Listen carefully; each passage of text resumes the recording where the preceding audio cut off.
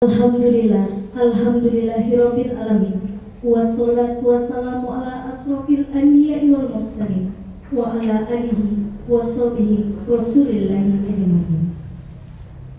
Pertama dan utama sekali, marilah kita ucapkan puji dan syukur kepada Allah Subhanahu wa taala yang telah melimpahkan rahmat dan hidayahnya sehingga kita dapat berkumpul bersama di ruangan pertemuan SMA Negeri 9 Madauni dalam rangka diseminasi guru penggerak. Dan tak lupa pula salawat beriring salam kita hadiahkan kepada baginda Rasulullah Sallallahu Alaihi Wasallam dengan mengucapkan Allahumma sholli ala Sayyidina Muhammad wa ala ali Sayyidina Muhammad.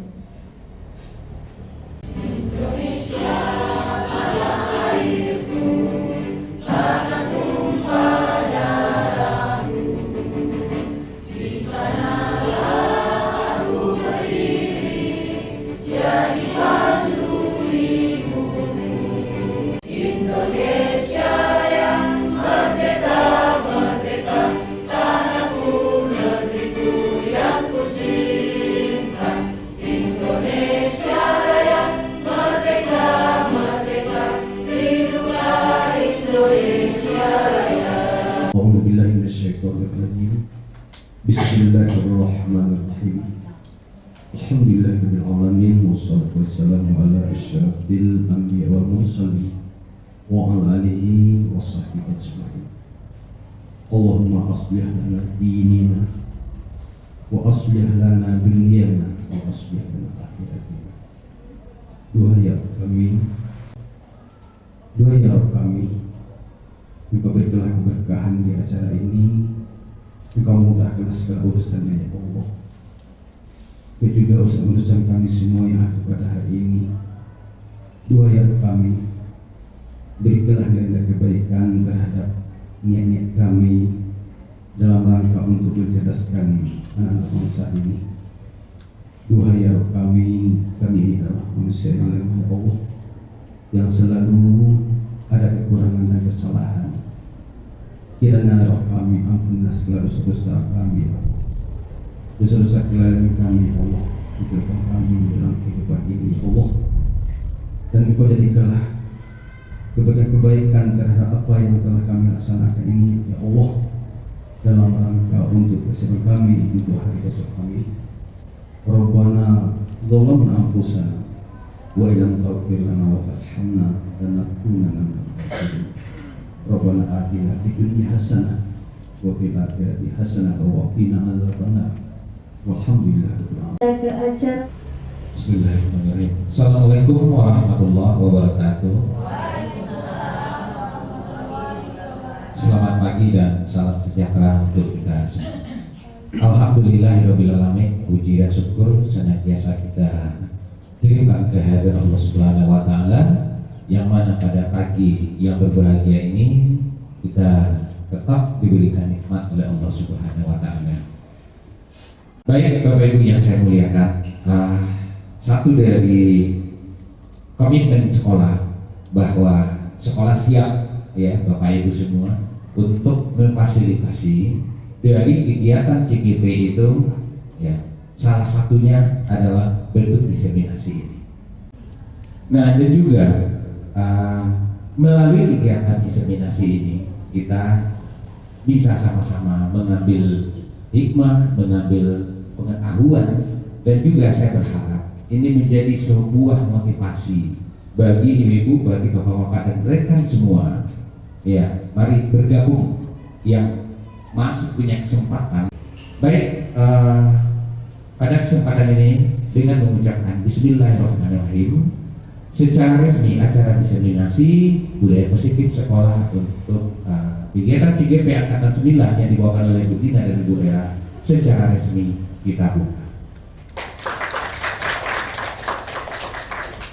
Lagi instruksinya Bapak Ibu, kalau Mbak Dina, Mbak Imut mungkin ya Bapak Ibu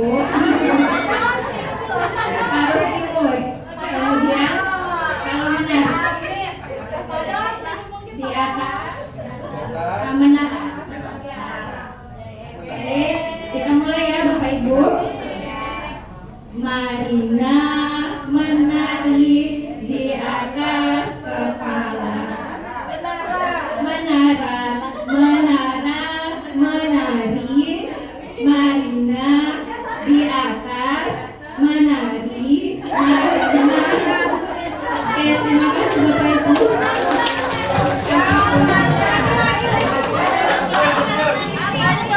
Ibu, seperti biasa sebelum pembelajaran kita mulai dengan pertanyaan pemantik dulu ya kan Bapak Ibu. Nah, kira-kira Bapak Ibu setuju atau tidak setuju? Yang pertama pertanyaannya, hukuman dapat mendisiplinkan anak. Boleh dijawab, yang bersedia menjawab berikan alasannya, setuju kenapa, tidak setuju kenapa. Boleh, ada Bapak Ibu tadi, Bu Dewi, boleh? Halo, siapa Bu? Bu Dewi. Oh, Bu Dewi. Jadi kira-kira Bu Dewi setuju apa enggak? Menurut saya tidak setuju ya Bu. Karena itu kan kalimatnya hukuman dapat mendisiplinkan anak gitu. Kadang ada anak yang kalau makin dihukum dia makin banyak ulahnya gitu. Jadi Akan belajar ya Bapak Ibu. Baik, kita masuk materi yang pertama yaitu disiplin positif dan nilai-nilai kebajikan universal. Nah, sebelumnya kita harus mengetahui perubahan paradigma dulu Bapak Ibu. Teori perubahan paradigma. Coba Bapak Ibu berpasangan. Nah, ada teman A dan teman B. Silakan Bapak Ibu pilih pasangannya. Teman A itu genggam tangannya, dua-dua genggam, maksudnya tangannya di tangan yang A, bukan digenggam. Jangan salah-salah genggam ya Bapak Ibu. Ini kepal tangannya yang A, kemudian yang B, teman yang B itu usaha bagaimana supaya tangan kepalan tangannya itu disatukan. Tangan temannya itu mau diberikan tunjukkan, mau diberikan suap boleh. Pokoknya bagaimana supaya teman itu mau membuka kepalan tangannya. Ayo Bapak Ibu. Ya, kita mulai ya. Pokoknya terserah mau diberi titik juga boleh. Yang penting bisa membuka. Kita mulai ya Bapak Ibu. Sudah dapat pasangannya masing-masing. Ya, Bapak Ibu tentukan siapa yang A, siapa yang B. Kalau yang A berarti yang mengepalkan tangan. Kalau yang B berarti dia berusaha membuka kepalan tangan temannya. Oke, bisa Bapak Ibu? Ya, nggak mesti harus ada kertasnya. Ya, dianggap di dalam kepala tangan itu ada sesuatu. Oke, kita mulai Bapak Ibu. 1, 2, 3.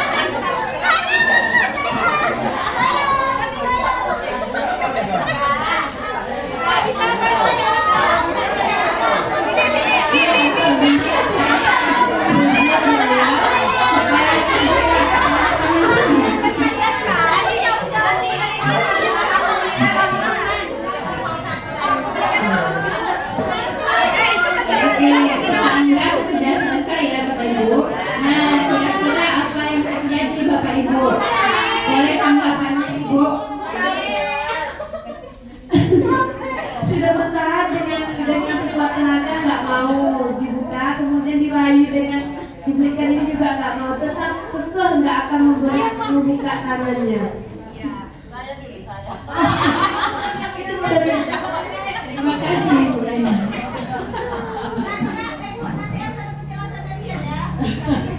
Ya, jadi ini merupakan demonstrasi, ya kan? Jadi tadi teman saya mengepal, bukalah dia, nggak mau katanya kan? Ya, lagi seperti tadi dirayu nggak bisa, terpaksa saya pukul tangannya.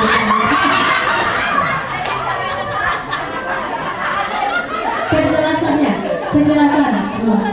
Sengaja bukannya pertama kali Bu Doria meminta untuk membuka, dari awal itu sudah ada niat mau ngasih ke Bu Doria. Cuman kenapa dilama-lamaan? Karena pengennya tuh Bu Doria berusaha, terus pengen ada Bu Doria itu, saya pengennya disayangi gitu Bu. Jadi saya tuh mau lama-lamain Bu Doria nih, sampai Bu Doria bilang ya udah nih. Memang niat dari awalnya tuh mau ngasih gitu. Mungkin kayak gitu juga anak Ibu ya. Sebenarnya dia udah ada niat baik, tapi karena dia kurang perhatian jadi pengennya dilama-lamain gitu, dirayu-rayu gitu. Terima kasih Ibu atas tanggapannya. Baiklah Bapak Ibu.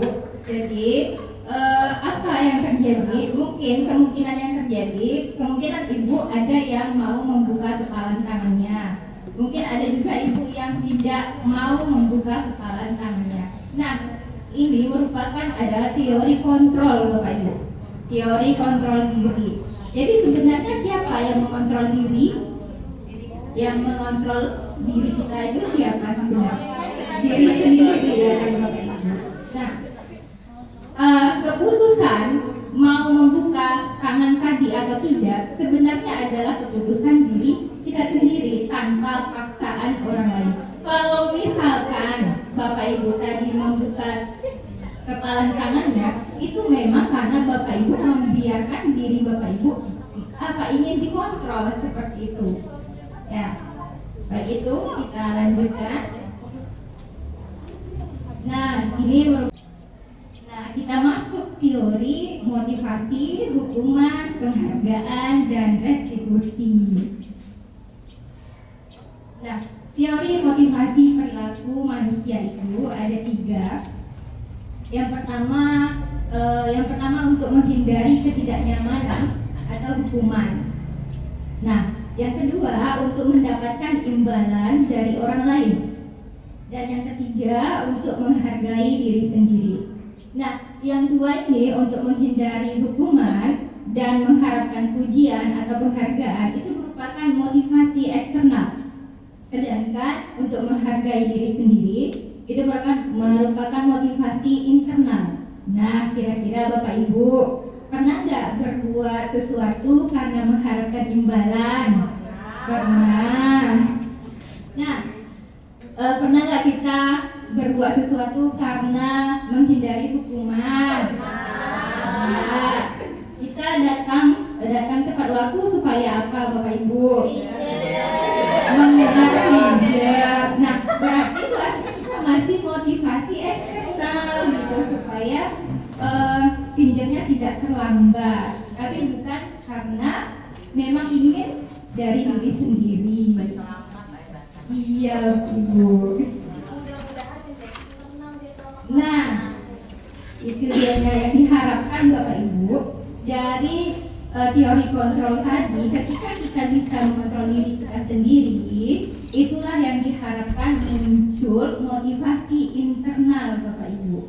Jadi diharapkan kita bisa berperilaku, berbuat sesuatu itu karena memang atas dasar diri sendiri, bukan karena menghindari hukuman atau karena ingin mengharapkan pujian.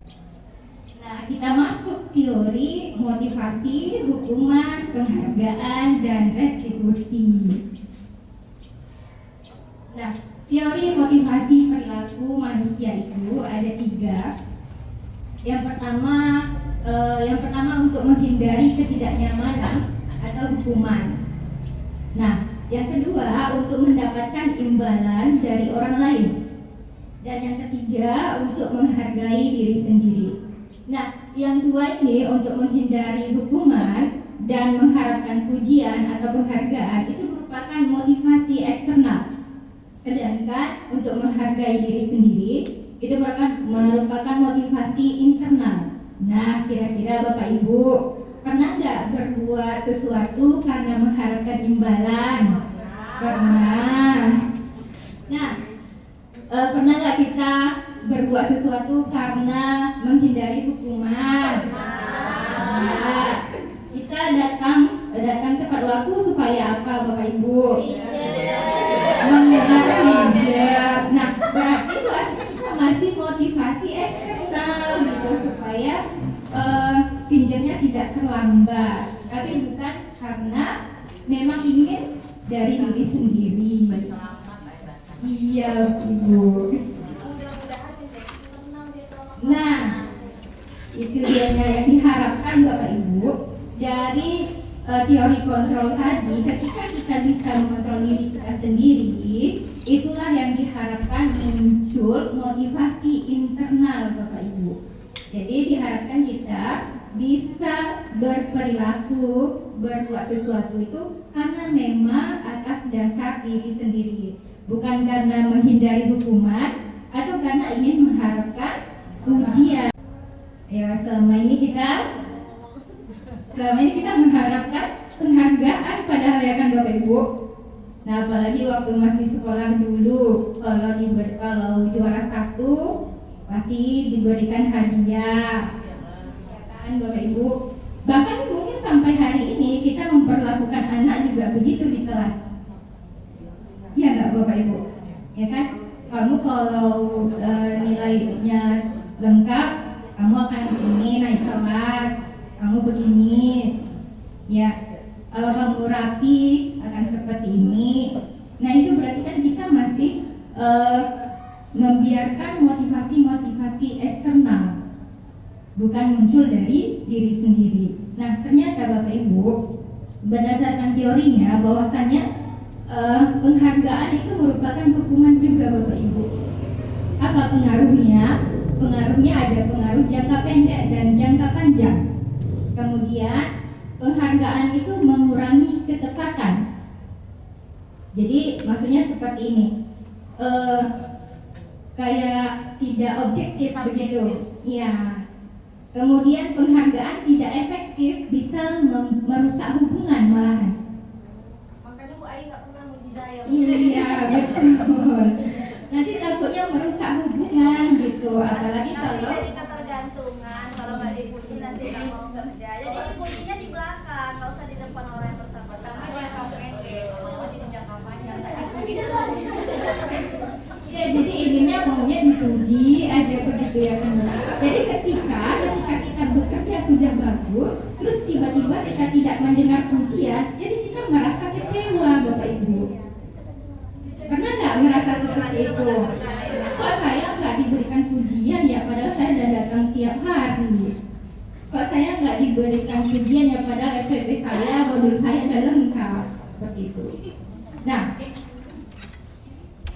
Nah itu ya Bapak Ibu. Artinya didukung oleh penghargaan. Jadi sebenarnya penghargaan itu pun sama kayak kurang efektif begitu diberikan pada anak. Selanjutnya, nah kemudian penghargaan juga menurunkan kualitas Bapak Ibu. Kemudian penghargaan juga mematikan kreativitas, dan penghargaan mengurangi motivasi intrinsik. Nah, jadi penghargaan ini jadi mengurangi motivasi intrinsik, maksudnya motivasi internal. Jadi tidak berasal dari diri sendiri. Jadi kita berbuat sesuatu itu untuk mendapatkan penghargaan. Nah, jadi bagaimana cara kita untuk menumbuhkan motivasi internal dalam diri kita sendiri? Itu yang dimaksudkan dalam budaya. Nah, baik Bapak Ibu, ini ada pernyataan. Mungkin Bapak Ibu bisa menentukan apakah itu hukuman atau konsekuensi. Nah, yang pertama, mencatat 100 kali di dalam buku dengan kalimat saya tidak akan terlambat lagi karena terlambat ke sekolah. Ayo Bapak Ibu, kira-kira itu hukuman atau konsekuensi? Hukuman. Setuju kita itu hukuman? Setuju. Lari mengelilingi lapangan basket 2 kali karena terlambat hadir di sekolah. Hukuman? Setuju Bapak Ibu? Setuju. Murid diminta untuk push up 15 kali karena tidak menggunakan masker ke sekolah. Hukuman. Hukuman atau konsekuensi? Hukuman. Oke. menggantikan kertas tugas teman yang telah dicoret-coret. Konsekuensi. Kemudian membersihkan tumpahan air di meja tulis karena tersenggol pada saat belajar. Konsekuensi. Lanjut, murid disuruh untuk tidak mengenakan sepatu seharian di sekolah karena tidak mengenakan sepatu hitam. Hukuman atau konsekuensi? Konsekuensi atau hukuman? Hukuman. Ini dia perbedaan dari hukuman dan konsekuensi. Biasanya Bapak Ibu kalau hukuman itu dia satu arah, hanya guru, dan itu biasanya diberikan tiba-tiba. Murid itu tidak tahu apa yang akan terjadi, begitu, tanpa kesepakatan. Nah, jadi misalkan terlambat datang langsung kena marah, gitu. Anaknya belum sempat, jadi ngomong udah kamu ini terlambat terus. Kamu aja yang saya lihat terlambat. Nah, jadi belum sempat ngomong memberikan alasannya, kita udah emosi duluan seperti itu. Ya. Kemudian kalau konsekuensi itu biasanya antara guru dengan siswa. Jadi ada kesepakatan antara guru dengan siswa. Jadi siswa itu sudah tahu ketika dia melanggar peraturan, oh ini konsekuensinya. Jadi dia sudah tahu. Tapi kalau hukuman itu dia belum tahu apa-apa. Ketika dia melanggar peraturan, dia tidak tahu apa yang akan terjadi. Nah, kemudian hukuman itu juga bersifat menyakiti Bapak Ibu. Hukuman ini menyakiti biasanya kalau tidak fisik maupun psikis. Ya, jadi hukuman itu Bapak Ibu tidak hanya berbentuk fisik saja. Mungkin dari kata-kata kita itu juga bisa menyakiti anak gitu, menyakiti perasaan anak. Ayo Bapak Ibu kita ingat-ingat lagi selama ini bagaimana diri kita. Kenapa Bapak Ibu harus keyakinan? Kok bukan peraturan?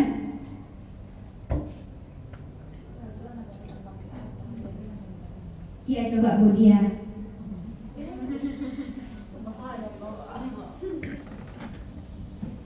Baik, saya menyampaikan menurut pendapat saya perbedaan antara peraturan. Kalau peraturan itu terkesan terpaksa, jadi ada dorongan dari eksternal. Sementara kalau keyakinan itu dari internal, dari dalam dirinya sendiri dia yakin dan dia laksanakan tanpa adanya keterpaksaan. Mungkin begitu Bu Era. Itu aplikasinya Bapak Ibu. Lalu peraturan Bapak Ibu itu masih motivasi eksternal. Tapi kalau sudah keyakinan berarti kita yakin dari diri sendiri. Contoh misalkan Bapak Ibu, kalau kita mengendarai motor kita pakai helm, kira-kira itu kita mengikuti peraturan atau kita yakin Bapak Ibu? Yakin. Jadi ketika ada polisi baru kita pakai helm, kita belok dulu sebentar ke Indomaret gitu kan, baru kita pakai helm, baru kita lanjutkan lagi. Pengalaman pribadi siapa? Iya, ada yang seperti itu Bapak Ibu. Nah, kemudian iya.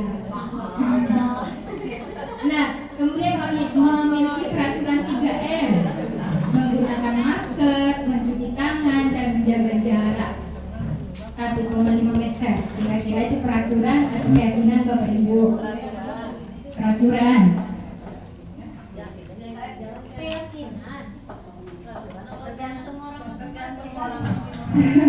Kemudian mengapa memiliki peraturan harus datang tepat waktu pada saat mengikuti pelatihan supaya tidak tertinggal, supaya tertib. Nah, sekarang kita bahas nilai kebajikannya Bapak Ibu. Nilai-nilai yang kita yakini ketika kita mematuhi peraturan menggunakan helm saat mengendarai kendaraan. Kira-kira itu nilai apa ya Bapak Ibu? Keselamatan, betul sekali Bu Debbie. Kemudian kalau ini mengikuti peraturan 3M, kesehatan, nilai-nilai kesehatan. Kemudian memiliki peraturan harus datang tepat waktu, disiplin, ya Bapak Ibu, terutama disiplin waktu.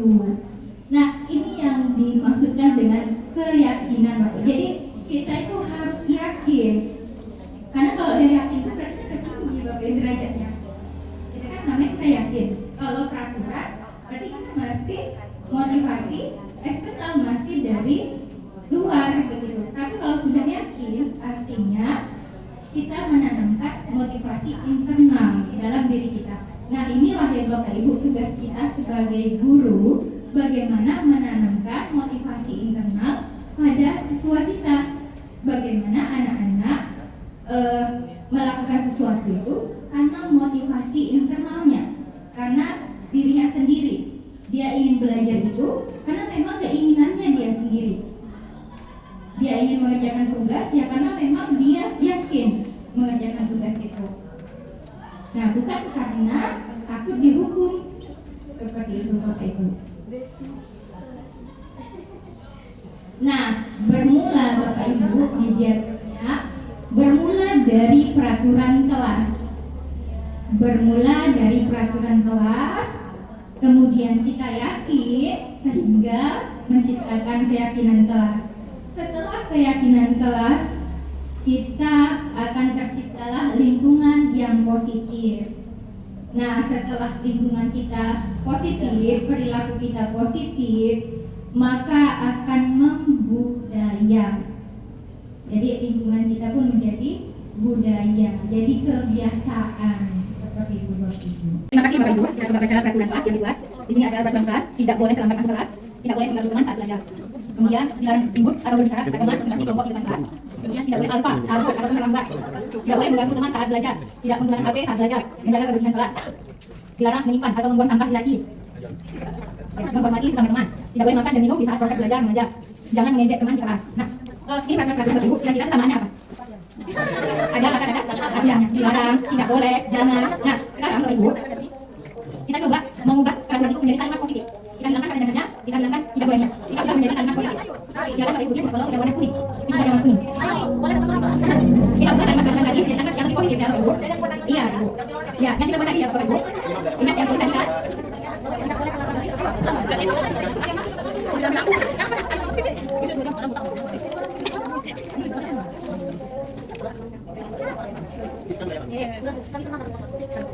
Yang sudah selesai boleh diambil dulu.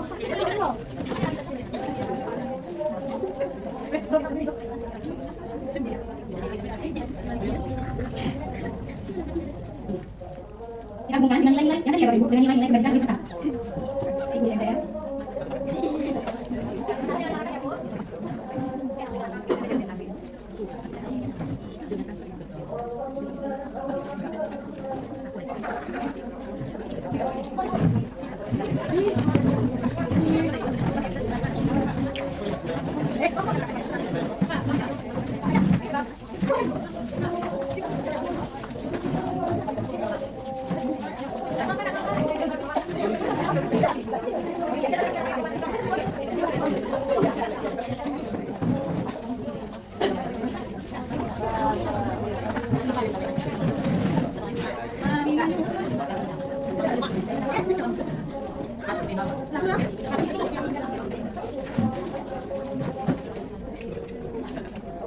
Baik, terima kasih Bapak Ibu. Kami akan lanjut hasilnya. Menjaga kebersihan kelas. Gunakan HP dengan sesuai kebutuhan. Kemudian menghargai teman saat belajar. Datang tepat waktu. Bersama menjaga kebersihan dan kenyamanan kelas. Itulah bagi awal agar tidak mengantuk di kelas. Selesai kalimatnya. Nah, kami saling membawa buku sesuai jadwal pelajaran. Nah, itu kalimat-kalimat positifnya Bapak Ibu. Dan dari kalimat-kalimat positif tadi akan muncullah keyakinan, nilai-nilai positif yang kita yakini. Misal, datang tepat waktu, tidak nilai apa ya Bapak Ibu? Disiplin. Kemudian buanglah sampah pada tempatnya. Ingat, kebersihan. Nah, sekarang Bapak Ibu, buat lagi keyakinannya. Kita hubungkan dengan nilai-nilai kebaikan tadi. Ya, nilai-nilai tadi. Tadi baru kalimat positif. Sekarang baru masuk keyakinannya. Hubungkan dengan nilai-nilai positif tadi. Mungkin mari, mungkin kami siswa yang menjaga kebersihan, yang lain kebersihan. Kalau saya sendiri.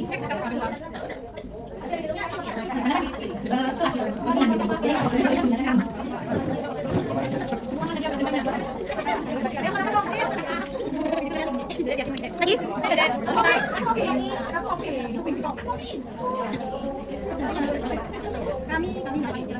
Baik, ya, akhirnya kami hubungan dengan nilai-nilai lain dan kami buang sampah pada banyak. Jadi kami kelas yang hari kebersihan. Karena kelas yang dibuat tadi nilai kebersihannya apa? Dan jabatan kalimatnya. Kalau misalkan tidak boleh mengganggu anak yatim, jabatan kami siswa yang saling mencintai sama teman. Boleh kalau itu baca boleh. Ini ya Ibu.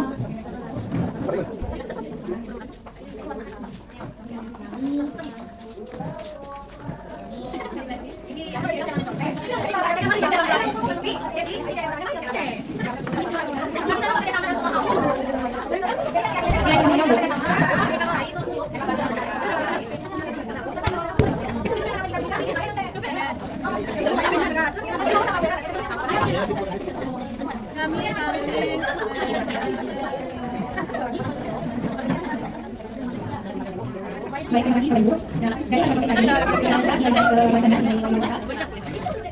kami kelas yang paling mencintai kebersihan. Kita break sebentar Ibu. Tadi sudah dibuat nilai kebersihannya. Kami menjaga ketertiban. Terima kasih ya untuk tanggapan yang diminta kepada saya. Yang pertama, hal baru apa yang mengubah paradigma saya yang saya dapatkan? Ya, terima kasih untuk pembelajaran kita, pertemuan kita untuk hari ini. Ada hal-hal yang baru yang mungkin ya saya dapatkan dari sini, dari pembelajaran ini. Ya, terutama yang mengenai pemberian hukuman tadi ya kepada anak. Nah, jadi dengan adanya tadi beberapa hukuman tadi, ya, jadi ternyata yang merupakan ya sebagai isi itu, ya misalnya ataupun perkataan-perkataan itu ya tidak baik, ya.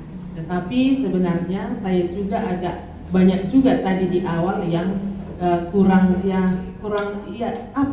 bertentangan dengan saya, karena itu harus kita ikuti ya, seperti dikatakan tadi ada ini saya catat ini, setiap ya perilaku memiliki tujuan. Artinya kalau dia melakukan perbuatan yang menurut kita salah, ya itu ada tujuannya ya gitu. Nah, tetapi kalau dipikir-pikir, kalau kita mengikuti semua ya gaya mereka itu, ya bagaimana ya? Ya mungkin ya tidak tercapai sebagai kita sebagai pendidik untuk merubah ya mindset mereka itu. Tentu kita menginginkan mereka lebih baik kan begitu. Nah, tetapi dalam hal ini ya banyak juga yang saya dapatkan, oh ternyata seperti itu ya. Nah, kemudian nomor 2, perasaan apa yang muncul selama mengikuti sesi ini, khususnya mengenai makna disiplin dan motivasi intrinsik. Ya, jadi perasaan yang muncul di sini ternyata ya bahwa kita itu untuk mendidik siswa itu ya kadang-kadang mereka melakukan keterpaksaan ya eksternal tadi, motivasi eksternal. Nah, kita di sini berarti berusaha sebagai pendidik bagaimana supaya mereka benar-benar motivasi untuk kebaikan mereka itu berasal dari dirinya sendiri. Jadi kita sebagai guru bagaimana memotivasi mereka dan bagaimana tindakan kita. Nah, ini yang mau kita sampaikan ya untuk ke depan. Kemudian yang ketiga, peran among, apa yang maksudnya? Ya, peran among atau posisi kontrol. Seperti apakah yang saya telah lakukan selama mengikuti ya modul ini? Ya, peran apa maksudnya? Di sini saya. Atau temankah atau teman juga? 5 kontur. Ya. Jadi Sebelum berarti selama ini berarti ya, yang ini ya. Kalau selama ini ya tentu yang tadi ada beberapa memang posisi hukuman ya, kontrol hukuman, pembuat apa merasa bersalah. Nah, jadi sebenarnya saya melakukan selama ini udah 5-5-nya ini ya. Ya, 5-5-nya karena kita sebagai manajer bagaimana saya terlambat karena ini, kita kasih apa solusi saran bagaimana kalau memang kejauh kita pikirkan bangun lebih cepat. Ini kan artinya ini sudah manajer ini ya, sudah kita lakukan ya dengan berbagai mungkin anak-anak ini ya kita lihat berbagai macam. Oke, terakhir ya Bapak Ibu ya, ternyata budaya positif itu harus berangkat dari yang namanya keyakinan. Berarti kita harus punya keyakinan dulu. Kemudian langkah-langkah budaya positif itu hadir di sekolah bagaimana? Pertama harus ada peraturan, kemudian baru terbentuk keyakinan, habis itu baru tercipta lingkungan positif, kemudian barulah menjadi suatu budaya. Dan mudah-mudahan ini berlaku diterapkan di SMA Negeri 9 Mandau. Terakhir saya juga ingin mengucapkan kepada dua narasumber kita ucapan yang tidak bisa mungkin membalas ilmu yang telah ibu-ibu berikan. Sekali lagi kami mengucapkan terima kasih. Kemudian saya sebagai moderator juga mengucapkan terima kasih kepada Bapak Ibu semuanya yang telah seksama dan tertib mengikuti acara diseminasi kali ini. Terakhir boleh saya berpantun Ibu? Rasanya enak masakan opor. Cakep. Dibawa Bu Dina pergi ke kantor. Cakep. Guru penggerak adalah pelopor. Bergerak bersama jadi fasilitator. Sekian acara kita hari ini. Saya mohon maaf. Terima kasih. Jumpa lagi di majelis ilmu berikutnya. Assalamualaikum warahmatullahi wabarakatuh.